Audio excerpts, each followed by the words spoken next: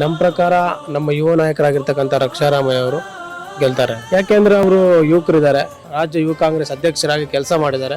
ನನ್ನ ಮತ ಕಾಂಗ್ರೆಸ್ ಪಕ್ಷಕ್ಕೆ, ರಕ್ಷಾರಾಮಯ್ಯ ಅವರು ಗೆಲ್ತಾರೆ. ಬಿಜೆಪಿ ಯಾಕೆ ಗೆಲ್ಲಬಾರ್ದು ಅಂದ್ರೆ ಅವರು ಹಿಂದೆ ಐದು ವರ್ಷದಿಂದ ಹೇಳಿರ್ತಕ್ಕಂಥ ಅವ್ರ ಪ್ರಣಾಳಿಕೆಯಲ್ಲಿ ಏನು ಹೇಳಿದ್ರು, ಇವತ್ತು ಯುವಕರಿಗೆ ಉದ್ಯೋಗ ಕೊಡ್ತೀನಿ ಅಂತ ಹೇಳಿದ್ರು, ಕೊಡಲಿಲ್ಲ.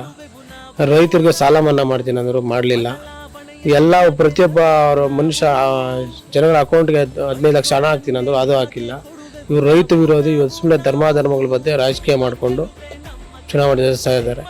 ಜನರ ಒಂದು ಕಷ್ಟಗಳಿಗೆ ಏನೂ ಆಗಿಲ್ಲ ಇವರು. ಸರ್, ಇಲ್ಲಿ ಮೋದಿ ಅಲೆ ಇಲ್ಲ, ಯಾವುದೂ ಇಲ್ಲ. ನಮ್ಮ ಕರ್ನಾಟಕದಲ್ಲಿರೋದು ಸಿದ್ದರಾಮಯ್ಯ ಅಲೆ, DK ಶಿವಕುಮಾರ್ ಅಲೆ, ಕಾಂಗ್ರೆಸ್ ಪಕ್ಷ ಅಲೆ. ನಮ್ಮ ಬಾಗೇಪಲ್ಲಿಯಲ್ಲಿರೋದು ನಮ್ಮ ಶಾಸಕರಾದ ಸುಬ್ಬಾರೆಡ್ಡಿ ಅವರ ಅಲೆ ಬಿಟ್ಟರೆ ಇಲ್ಲಿ ಯಾವ್ದು BJP ಇಲ್ಲ. ಇಲ್ಲಿ ಕಾಂಗ್ರೆಸ್ ಪಕ್ಷ, ರಕ್ಷಾರಾಮಯ್ಯ ಅವರು 100% ಗೆಲ್ತಾರೆ.